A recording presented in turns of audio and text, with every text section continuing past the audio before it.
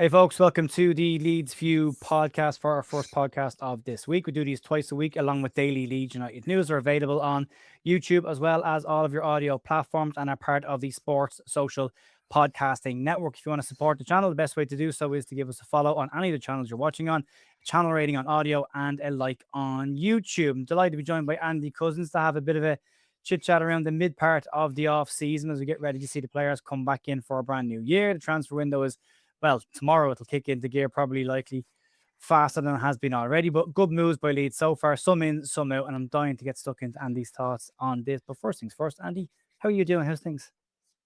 I'm very well.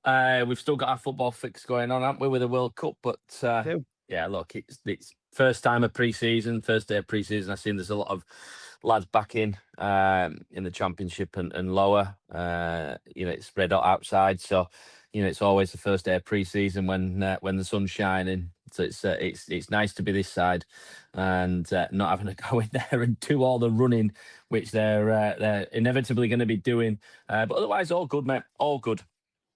Yeah, I used to look forward to the first day of preseason just to get to see everybody again, and then you realize you're going to have to do a beep test at some point, and that was, not quite ready for this yet. What have you thought of the World Cup so far, and England specifically? I've got to be honest. I've not watched loads of it. The timings are a bit, I've got two young kids and who don't sleep, so I am generally up through the night at some point. But I've not really watched much of it. I've watched all the England games.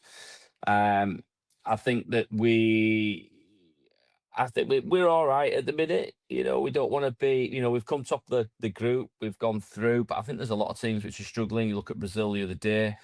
Obviously, last night, Germany went out, Netherlands went out. Yeah. Anything can happen in a World Cup. It's been said before, every game is a hard game in this when you get to this level. And it's certainly showing that. I think, tomorrow night it will be a tough test, but I think, on the same side of it, we should have enough to get through that. And then the real games then really start. The real tests from there.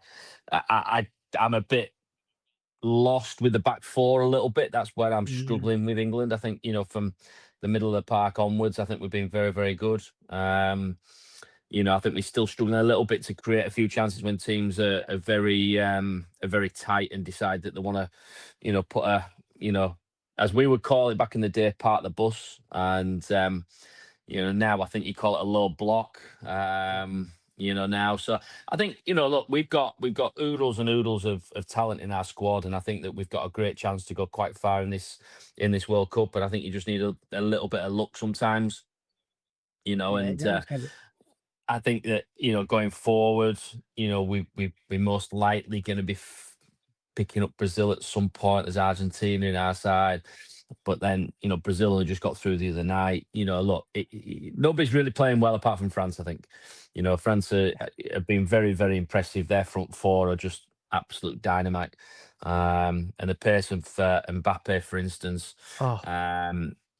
would scare me against our back four at this present moment in time, I think, because I think we are quite open. I think there's... I don't get the Trent Alexander thing. I don't get, to a certain point, the Luke Shaw side of it. On that side, I don't get that we had John Stones play the first game. He's not played the next two games after that. Harry Maguire's played a lot of games. So look, but the manager's done he's done his due diligence. He's put everything together, and if we go on and we get to the semi-final, to the final, then it's you need a bit of luck, and he's most likely done a successful World Cup campaign. Yeah, it's a judge it at the end of it, but yeah, I think that is you looked at the England back four specifically in the first game of the group, and I thought, and Jaden Bogle didn't make this group. He could have very easily slotted in at that right back position. That had something going forward, and again, the left side's in Kwanzaa playing the last game at left back. And you're thinking, there's more natural, progressive fits in that position that could add more. But yeah, an absolute abundance of talent once you get the ball in and around the box. A bit more pace probably needed in terms of getting the ball from back to front. I think if it did that, they get past low blocks. But yeah, as you say, Absolutely. nobody's really hit the ground running. I think Morocco have been really decent so far. Been a surprise for me. But yeah, we'll get to the meat and bones of that in the next couple of weeks and see where we go. We've only got another 6 months of this World Cup to go before it finally wraps up at this rate. And let's talk about Leeds then, because that's all anyone's interested in. We spoke in Dublin last year about what a good season would look like for Leeds coming into the last campaign. And I think we kind of said at the same time, I'll bite your hand off for 17th right now, just stay in the league. 14th place finish in the Premier League, an FA Cup semi-final, a hell of a run in the second half of the season. There was that icky period just before Christmas where just before Daniel Farke changed the system around and changed a few different elements of the approach. But all in all, I would say it's probably an overachievement of a season last year for Leeds. Yeah, I think you could say that. I think it was very disappointing, the semi-final against Chelsea. I went down to that. It was, we came alive in the second half. I thought we deserved something out of the game. But we all came away from that. It was different to when we played Southampton down there, because our season was fully over. When we played Chelsea, our season wasn't fully over. It was, look, this can be a really successful season if we stay in the Premier League and we've got to the semi-final of an FA Cup. That's a really good season if you ask me. And I think the players which we've got, and what the transfer side of things was last year, came more to the forefront. I think Daniel Farke is obviously he's learnt a lot as the season's gone by. I think he's grown as a manager in his confidence maybe as well, in being a manager in the Premier League, and actually, himself looking in the mirror and going, "Do you know what? I'm good enough to do this job. I'm good enough to be in the Premier League." And I think that's what his press conference was a little bit about as well. He was trying to put a little bit of pressure on the board, to get things sorted from his point of view, and also then, we do need players, and we need to bring players in who are going to be better than what we've got already and fit in this squad and fit in the way which we want to play. But I think last year it was a very successful season. This year I think it's a great opportunity for us and Sunderland. I think Sunderland might struggle a bit this year, mind. With the extra games they're going to have, but you look at the three teams which have come up, and they don't frighten you in any way, shape, or form. Are they going to go spend big? Most likely, one of them will go spend big in one way, shape, or form. But look, this is a great time for us to really build on our success from last year. We want to finish at least the same, if not higher. Our record from as you say, from that Man City game when we changed the system. Our record from there was fantastic, and I think we would have finished 6th or 7th at that point.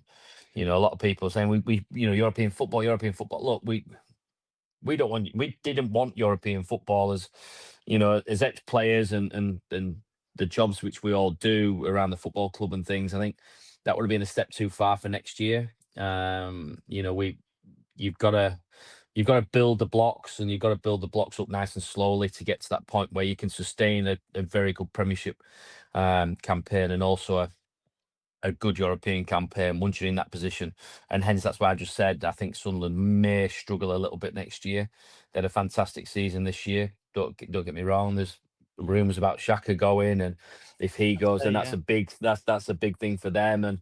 But they've got European football as well, to deal with, which is we can see with Crystal Palace, and we can see with other teams which have been in there that they can struggle big time when they've got more games, with the FA Cup, with the Carabao Cup, with the European Cup and the Premier League all to deal with, and you want to be successful in all of them. So I think last year was a very successful season from our point of view, and I think now we just need to build on that and bring more players in, and hopefully them players will gel with what we've got. And some are obviously, as we know already, are moving on. That's fine. That's football. It's ruthless, and that's what happens.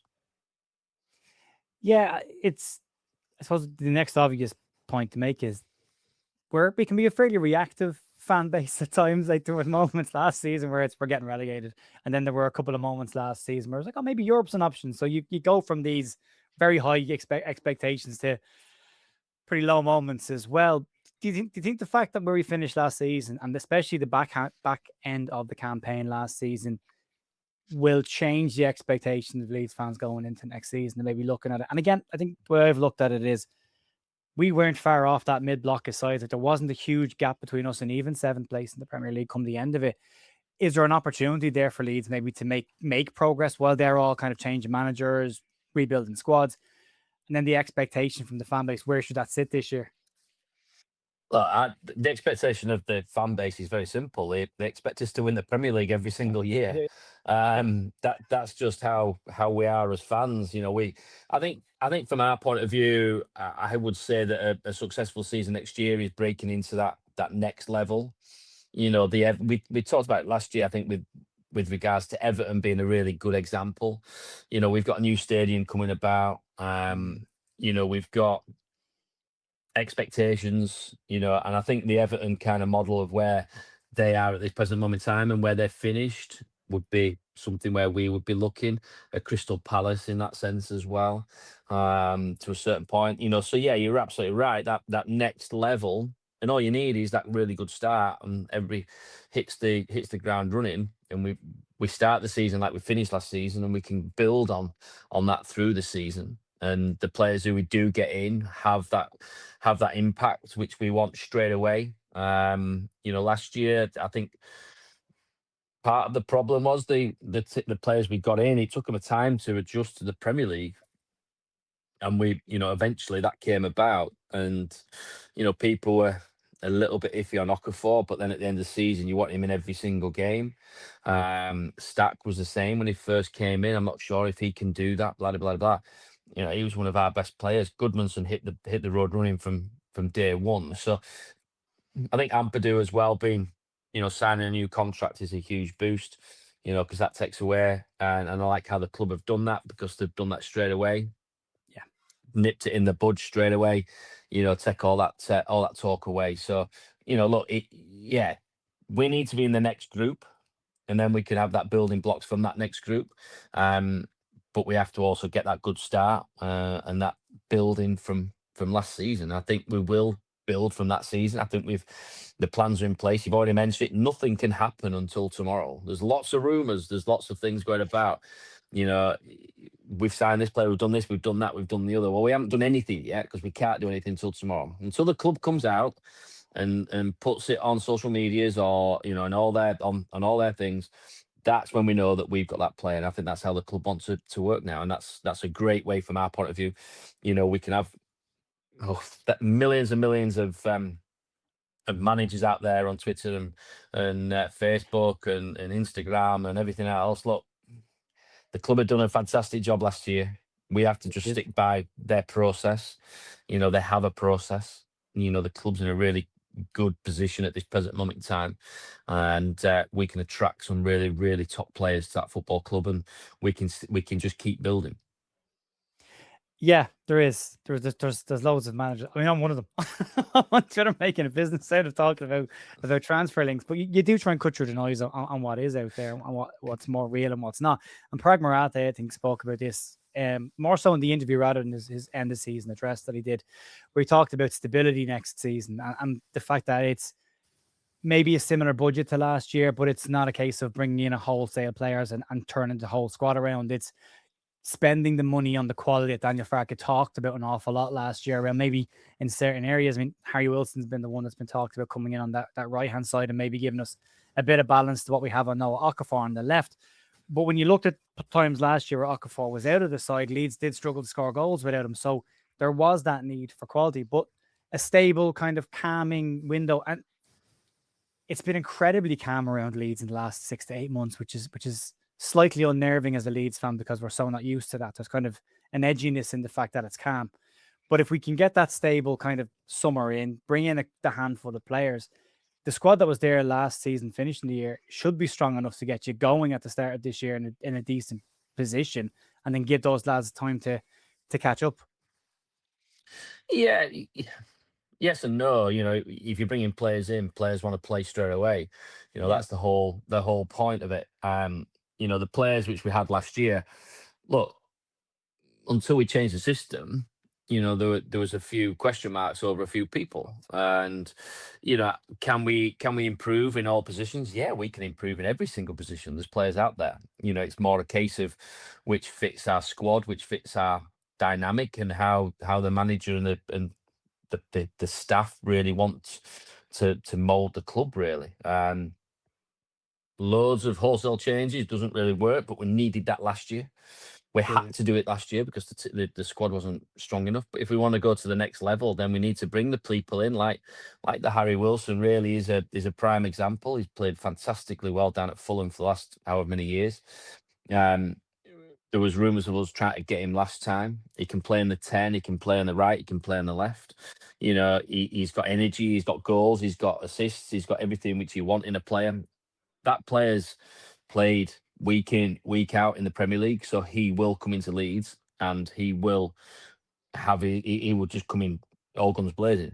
If you bring in a foreign impact player in as such, it might take him a little bit more time to do that. And also, you've got to remember, it's a strange year when you've got the World Cup, Yeah, because a lot of players are obviously who you're wanting to try and get into the squads and everything else are at the World Cup, so they're going to have a little bit of an extended break. We just talked about it earlier on. There's people in the Championship now who are coming back to to work. They're getting the running boots on and everything else. There's a lot of players in the World Cup who are just finishing and going on holiday. There's a lot of teams in there who haven't even finished and they won't finish until the season really starts. So it's a very difficult one. To bring players in at this time, who are better than what you've got. But there'll be a wish list and there'll be talks going on, and there have been talks going on from, if everything you read about Harry Wilson is that it's happened. So he's signing tomorrow. It's all done and dusted. Blah blah blah blah. That's great. So if that's the case, he will be, first sign on Leeds United's books tomorrow morning. That we know of. He will be in because he's not at the World Cup, so he'll be in first day, so we can integrate back into the squad, everything. But as I say, he's a seasoned Premier League player, which is kind of what I think we're kind of looking for, really. To a certain point, I think we need a few more to bolster the squad up, because if we did have a few injuries around the squad last year, I think there'll be a few more possible going, as well. So we need to bring that back in line as well. So, if we lose Pirro as an example, then we've got to bring you get Joseph back, but then does he go back out on loan, and how does that work? All this kind of stuff we've got to, we've got to put all the eggs in the right baskets and, juggle them up a little bit and hope that they all fall down and we get the right signings in, for that first game of the season. Yeah, I think the recruitment team probably have got a decent bit of credit in the bank after the last 3 summers. They've put together a really, really good squad last year. And you look at that side to finish the season, you look back over the 3 windows, the summer windows, pretty much all of them are brought in by them outside of maybe one player. And that one player looks like he's moved on now. On the goalkeeping position, Ilan Melié's left the club after a fair amount of time at the club. Came in as a very young lad, left as a man, has seen some very high highs at the club, some very low lows at the club as well. How important is it for Leeds that in that goalkeeping area this summer? Or do you think it's a position of, if we stayed as we were with Darlow and Perry last season, we're okay, focus in other areas of the park? I think we can cope with what we've got. I think Meslier, Melier has done a fantastic job. He made 2 mistakes, and that was basically him out of the team. Realistically, in the Championship, I thought, some of the saves he made when we were in the Premier League were outstanding. I think he needed to move on. To be honest, I think he needs that new reset. Wherever he goes, again, we'll find out that tomorrow. Because I'm pretty sure he'll sign, somewhere 1st of July. He'll be all signed up and gone. So look, it is one of those, isn't it? It's one of them when you sit there and look at the goalkeeping situation. The goalkeeping situation is something that, we've all talked about a lot. And I think we've got enough. I thought Darlow was great when he came in. I thought Perry, really, we had a few problems with him at the start of the season. There was a few other things going on, I think, in his life as well, which, personal life in the background, which nobody really knew about, which might have been playing on his mind. But I thought Darlow was fantastic. Why go out and spend another 15, 20 million on a goalkeeper when we've got somebody, like that? Let's go spend 15, 20 million on a somebody else or a position that we actually maybe struggling on a little bit. Goodmanson obviously got injured out in the World Cup. He's back playing, but he got injured out there. Do we need somebody to come in on that left hand side just in case? Now it looks like we've lost Pascal as well, on that side of it, who could have fit into that left side position. They're the kind of things which you're looking at. Centre forward wise, do you look at Harry Gray potentially breaking through, or is he going to go out on loan again? These are all questions and all building blocks what the club will be thinking about in the background. And they've got some tough decisions to make, which is why they're there earning the big bucks, because at the end of the day, that's their jobs, and they know every single thing about every single player, and the manager and the recruitment staff they'll be working very, very hard to bring them in. But I thought Melier had done a fantastic job. I thought, the picture summed it up. I think when he was on the pitch at the penalty spot, he had that little time. I was fortunate to be on the pitch when the lads were walking around, when we were walking over to some other bits of the stadium, when we were working on the last day of the season or last game of the season. And you kind of look at him, and he could see that he was reminiscing. He was looking at things. He's had some really, really good times there. He's still a young keeper. I think he will become a top keeper somewhere else, because I think he just needs that. He needs to get away, and he needs to kind of find his feet again. Really.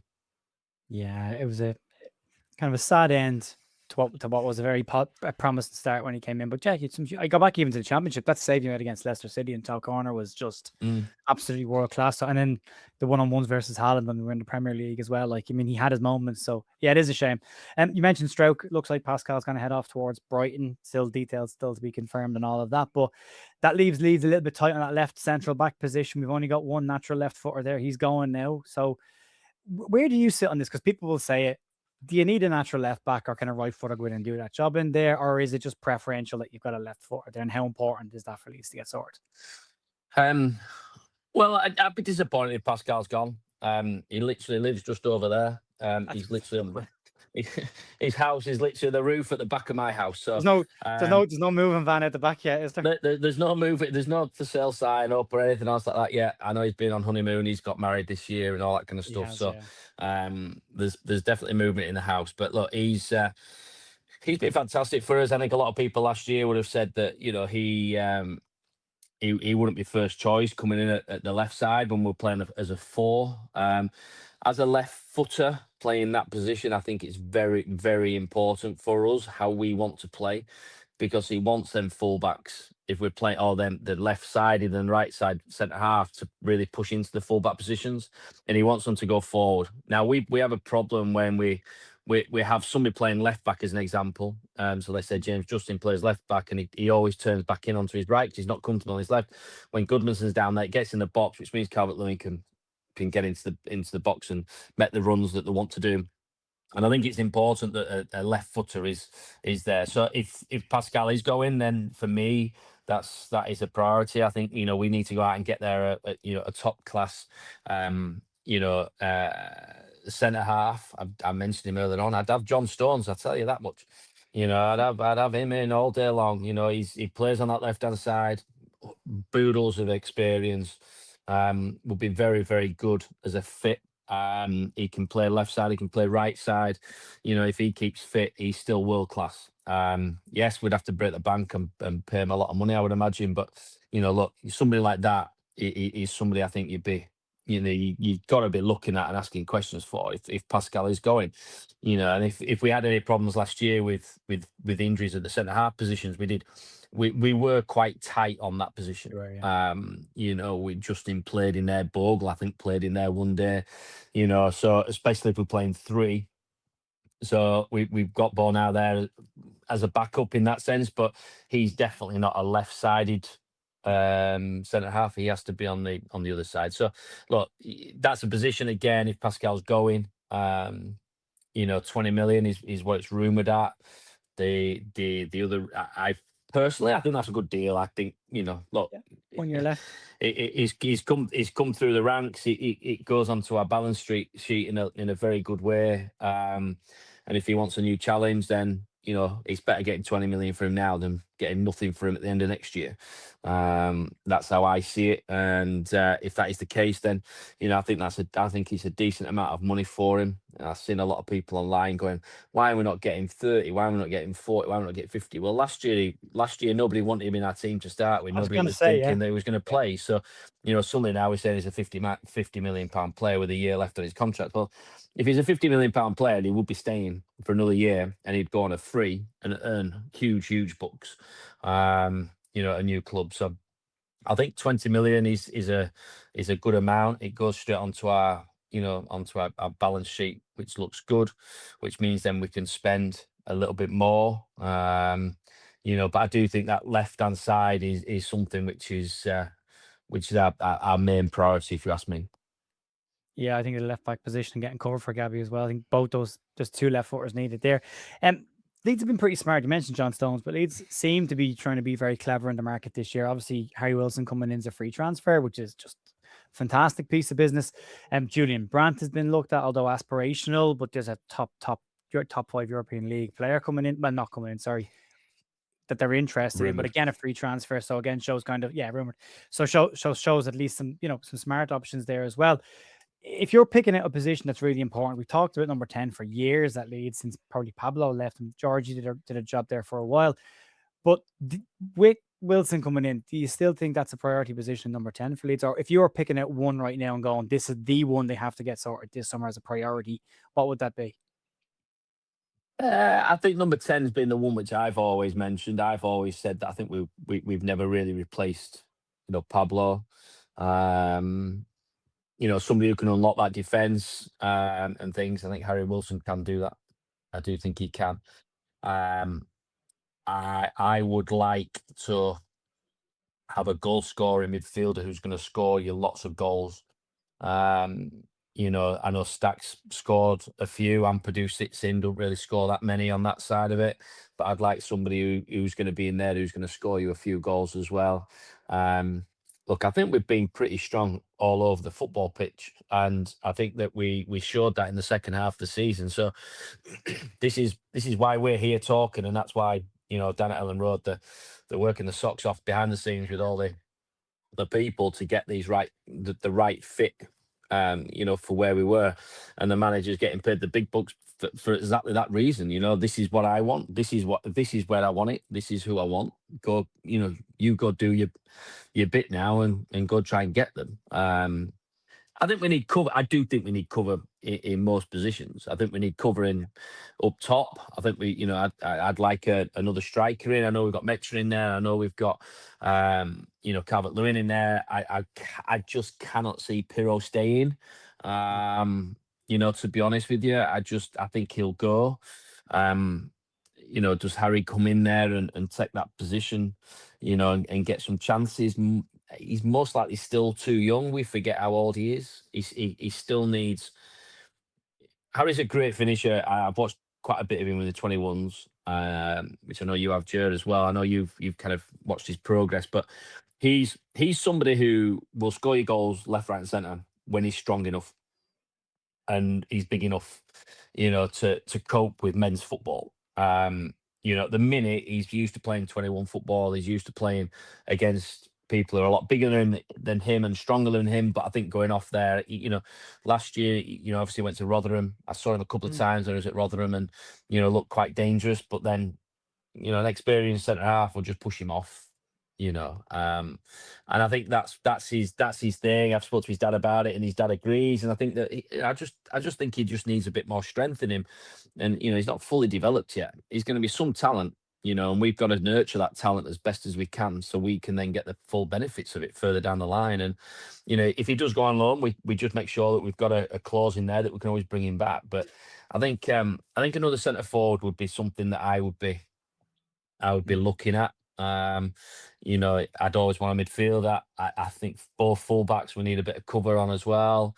The right side we're not too bad with the two lads there with Bogle and Justin, but left hand side obviously I think we do need another left footer. We've got the young kid coming through who was in the Welsh squad. Yeah, seen a bit of him. Leone, he's a good player. Gets up and down that left hand side. Lots of energy, lots of pace. Is he ready for first team football? We don't know because they don't play men football anymore. They're playing under 21 football. So we don't know until they get in front of, a 35,000 people at Ellen Road and, up against a rocket of a right winger. We don't know until, that pressure's on if they're good enough to do that, which is the disappointing thing from the academy side of things. But look, we as fans have said it before, we'd all like to have, we'd like to have another 10 players come in, but we're not going to get that. But I think 3 or 4 real good quality, if we can keep what we've got as well, from the bench, and people are happy to come off that bench, then,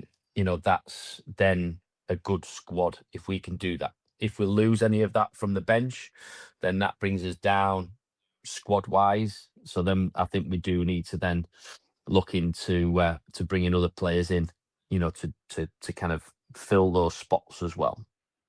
Yeah, I think we've talked about it for a few weeks, that it kind of feels like there's a raising of the floor more so necessary than the ceiling of the squad needed, and that players that do come into that first 11 might just see other players there drop into the bench, but then the bench gets stronger as a result from that. But then you're going to see players that are currently sitting on the bench and not getting a huge amount of minutes move on or have to move on. And Daniel Farke doesn't like a big squad, so it's a balance. I do not envy the job they've got this summer to get that right, and the pressure that will be on them to get it right. But you mentioned the academy, and I did want to talk to you because you covered the academy all season. You know, the lads inside out and back to front.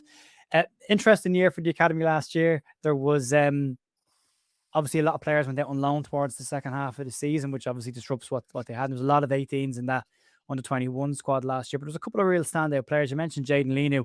He looked really, really strong last year. We Jake Howard come in at centre back along with Johnny, who was, I think he's 17 years of age playing under 21s and has been involved with England as well. Looks a talent. And then you've Alfie Creswell adapting to the new position in midfield, which he seemed to take to like a duck to water. Like, of that group of players, they're still very young. I mean, it's a very young under 21 squad. So, but everyone wants to know about the academy, like when's the next one coming through? But like from that academy next season, where do you see the lads there? Do you see more of them going out on loan? And then if they do go out on loan, there's that question of what's the level? Because we do tend to see a lot go to the National League, and they don't tend to push through into the first team squad eventually. They tend to move away at the end of the season. So how important is it for the lads that are around the fringes of the first team, likes of Jaden Lane, who likes of Creswell, Harry, to try and get good moves this summer? Or do they stay with 21s and try and just keep working on their craft there?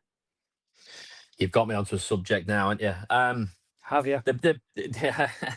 The biggest thing I have with academy football is back in the day, and I know it's going back in the day and things have moved on, but we would for instance play against men. Yeah. So I was 16-year-old and I was playing against reserve team against Barnsley as an example. So that was my first game at 16 years old. Now, we're playing against men, we're playing against people who are coming back, playing against people who would be in the first team on Saturday, who would be on the bench on Saturday for Leeds and also for Barnsley. Now, also for me in that situation, I can admit this was my first reserve team game. Gary Kelly got a full hairdryer from Howard Wilkinson that game. Like literally, you're going back on the next flight home. He was playing in front of me. He was playing right wing at that point. I was playing right back, and he got the full hairdryer treatment for 15 minutes in that changing room. Now, how I see that, that kind of gives you an insight to what first team football is all about. And you can work out if you're good enough. You can work out if the manager trusts you. He obviously knew something. Gaz had something in his locker, and he was trying to get that out of him. And how he saw that was, you need to play reserve team football. You need to do this, and then he needs to give him the rollickins. He needs to give him the pat on the backs. He needs to he's working out how that character works. I think the problem you've got with under 21 football is everybody who plays in under 21 football, they've all played against the same people pretty much all their life because they've grown up as a 14-year-old. Or even 8-year-old nowadays, but 8-year-old, 10-year-old, 12-year-old, 14-year-old, 16-year-old, 18-year-old, 21-year-old, and you're playing against the same people all the way through. So everybody who's playing in every other game, and you're playing against that same person who he always goes in on the left, down the right hand side. He always goes on the outside. He never comes inside. If you're playing against a Roy Keane, if you're playing against a Brian McLeod, if you're playing against a Jamie Redknapp or a Brian Robson, even in my day, when we're playing against these kind of people who these are seasoned pros and they're trying to get fit. And let's say you leave one in on them, they'll come and give you what is going to happen. They will give you it. So you're learning to look after yourself. You're learning how to do stuff. And I'll give you an example from my point of view. So in our day, we had Gordon Strachan was playing, Kevin Sharp was playing, and I was the captain of the reserve team. And I came in, and Strachan and Sharp had a bit of a set to on the centre of the pitch. They were having an argument with each other, bit of a fisticuffs, bit of a set to in that sense. Now you've got a young lad, 18, most likely 19, most likely Sharpie there. Strack, obviously seasoned pro. We all used to call him Skip, still call him Skip now when we see him.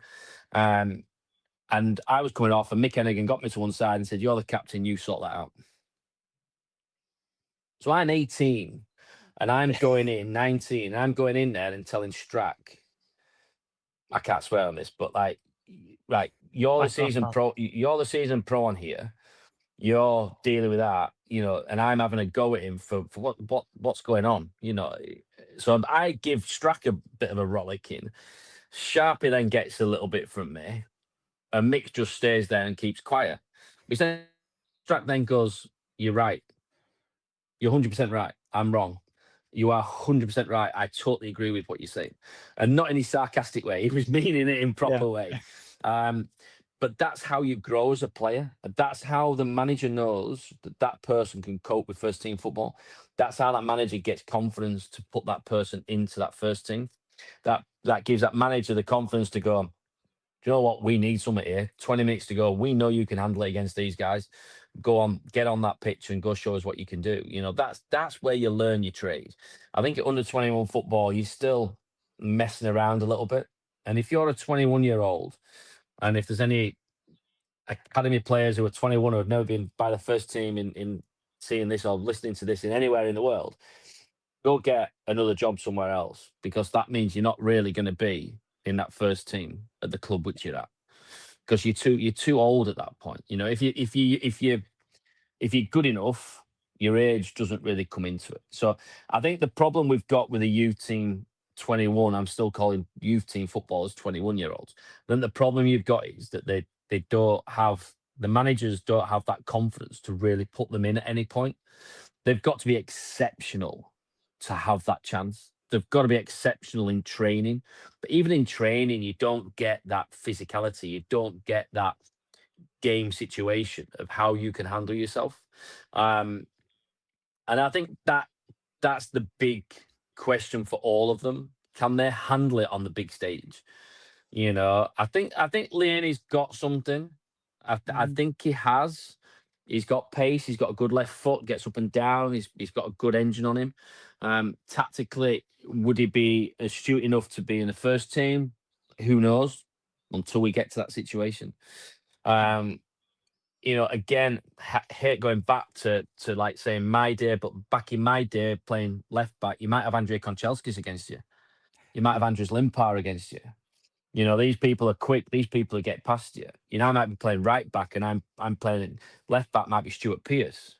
It could be Lee Sharp. At United, it might be Ryan Giggs I was up against. So you learn to, you see these people on there, and you kind of got to respect that. And I think that's the thing with these players now, with the younger ones.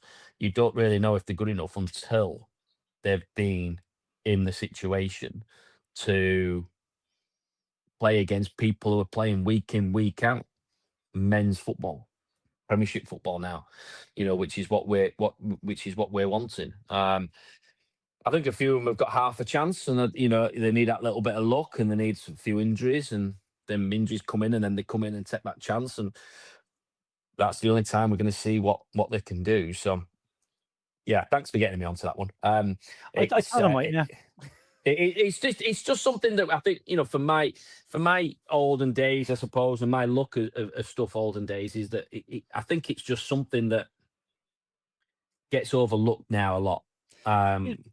And I think it's very difficult for young kids to really break through into first team football. And you've got to remember, there's only 1% of them apprentices, them youth, them everybody else going back, who are actually going to make it into that first team as well. It might even be 0.5% now. So it's very, very few of them are going to make it into their first teams.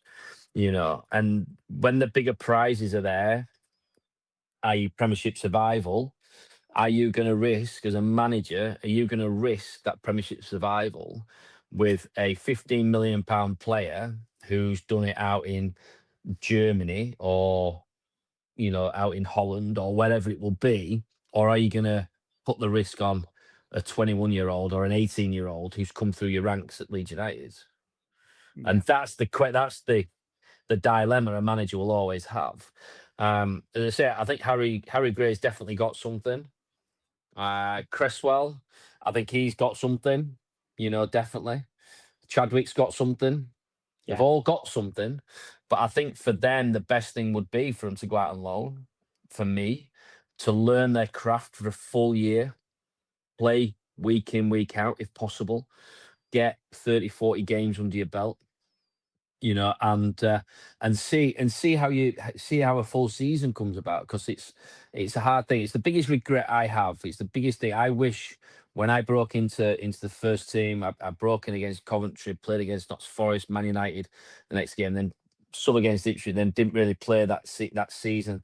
I wish I'd have gone on loan the year after someone, Mm. because then I could have seen what the other side of life is, because we have it so good at Leeds. It was, everything's. I can remember going to Carlisle. I ended up signing for Carlisle from Leeds, and after a few things had fallen through, but like I went to Carlisle, I threw all my kit on the floor, waiting for the kit man to come and pick it up, or the kit woman Pick to it up come and pick it yourself. up. And somebody said, "What are you doing there?" This is you need to wash that yourself. Like what? Yeah. And Reality that's check. just that sounds really. But when you've been used to it for so long, it's what you get used to, and it'd be quite good for some of the younger ones to actually realise what life is outside of the bubble of Leeds United, what it's actually like as well. So I would be all up for them to go out on loan. Um, I think with Johnny Howson in there and with Johnny next week, but I think with Johnny playing playing as well, I think it's a good thing for the centre halves that Yeah. they'll definitely learn from that. Um, and they'll learn from having somebody like that in there. Keynes has been playing a little bit in there as well now, Yeah. which he's just signed again. So that's a good thing to bring him through that ranks, because he's there for the third choice. He's homegrown and everything else, so it works for everything which we need. A bit like Scott Carson at Man City, but you have him in that under 21 level. Again, you've got something then a little bit more, you know, experience, speaking to them, talking to them, moving around, and also be able to give them rollickings at half time, because there's going to be times when that's going to be needed. And it's sometimes better from a player who's been there than it is from a manager in that sense. Yeah, well, Scott, I mean, this is the context of this is really important, and I know I've got you on one, but it's really important to hear that side of it, because as a fan, and we'd see it, give the kids a chance, play the kids, give this guy a chance. I'm never a fan of giving anybody a chance. It's like, well, you earned a chance. You don't just get a chance because, well, you're around the place. It's you've got to earn that and show that you're capable of doing that. And I think it's hugely important to see the context of, yeah. And I think the one thing you've said there that really stands out is they've been playing against the same players for the last 10 years of their career. So they know those players. And then you step up and you're playing against the, as you say, 50 million pound player from Germany. And you're like, how do I handle this situation? So it's really important. I think the Rotherham manager last year after Harry Gray's first game summed it up by saying, yeah, he's okay. He's a bit winded. He's got a gash on his knee and he's got a bit of muck on his face, but he'll get used to it. In other words, he's Yeah. gone out and got slapped around a little bit, and that'll benefit him. And it did, because they do need that little bit of it. It did, and Harry, to be fair, for me, he got stuck in. He did. He could take it. Even in the 21s, he was getting. He had a name on his back and everything else, and people wanted a little bit of him. And go and watch him against Aston Villa, and he was getting beat up by the centre half, who was double the size of him, but he got the goal in the end. He never stops, and I think that's a quality he certainly has. And I think that get him in the gym for a year. Get him that side of things stronger. He's still developing. I'm playing quite regular. I'd like if he's going to go to a team. For me, he's got to go to like a championship team. And ideally a team which is trying to push a little bit as well. So he's going to get the chances. The problem at Rotherham was he wasn't really getting the opportunities in front of goal as much as what he would like, because they just didn't score that many goals, did they? Hence that's why they ended up where they did. But I think it is. I think it's hugely important for their education, But they've just to go out, if the club think they're good enough, I think that's what they'll do. They will send them out on loan, and they have people now who look after the loan signings. So if everybody who's out on loan, they've got somebody who they speak to every single week. They analyze all the games. They do all that kind of stuff. So it's still all in house in that sense. So I think going out on loan for some of them would be hugely beneficial for them. Yeah, we'll see how they get on. There's a line over here of the Irish players that go over to the UK, 1% of them will get a contract, and of that 1% of them will get a second contract. So it's a tough gig. It's a tough business. We've seen a few move on this summer already. So yeah, we'll keep an eye on them over the course of the year. Andy, massive thanks as always for dropping in and having a chat with us. Great to pick your brain on the academy as always, but also the rest of the stuff. But excited for the new season? I am. Yeah, no, I am. I'm looking forward to it. Looking forward to that first game. You know, you're always looking forward to when the fixtures come out. You always look to what's, when we play Man United at home. You always look to when we're playing, Arsenal and the big teams as such. What we got over Christmas period, all that kind of stuff. So look, it's a really good time to be a Leeds fan. I thought last year, as we've said already, I thought we were fantastic. The latter part of the season, well, certainly for Man City, really, which was just before Christmas. We were lucky with injuries in that sense. I think we do need a few more. I think we do need a few players coming through there. But look, it's always an exciting time when people are back for pre-season. It's the best time, as you said. First day of pre-season is always great. And to be honest, we all laugh and joke about the running and all that kind of stuff. But the bottom line is that's where you earn your money. You earn your money in pre-season. And one thing I will say is that fans will understand if you get injured in pre-season, you might as well just forget the season to a certain point because you just struggle for the rest of it because you can never catch up what that pre-season's like. Now, it is different now because they're all a lot fitter. They keep fit through the season. They're not like us who go drinking for a month and then start running for a month and then go back into pre-season, back in the day. But, it is something now where it is, some of them will have been into the club to have another test before, they come back in.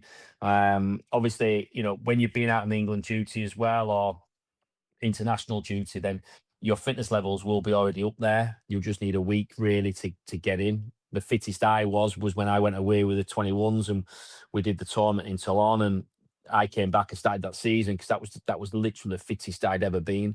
So it's pros and cons, but then the year after I was knackered.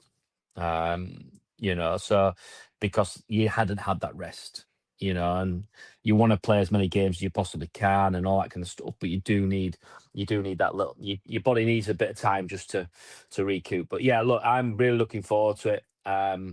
I'm optimistic for this year. Our aim is a little bit higher than what we were last year, as well. I'd like to be a bit more comfortable than what we were this year. I think it was good that we had other teams who were in and around us, who are the big teams as such, like Tottenham and West Ham.